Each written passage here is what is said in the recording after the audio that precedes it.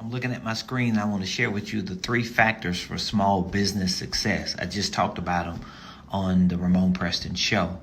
Factor number 1, products and services. So you need products and services in order for you to succeed as a small business. Now, how do you create products and services? Well, you got to take your ideas and concepts, convert them into things that you know have value in the marketplace, and you got to put a price on them. And then you got to take yourself to the second factor, which is sales and marketing.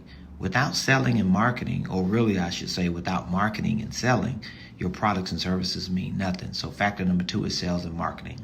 Factor number 3, people, processes. There's no successful business on the planet that doesn't have a whole lot of people as staff, and they probably have executives have coaches and consultants, and then they have processes that are documented and duplicatable. Those are the 3 factors for small business success.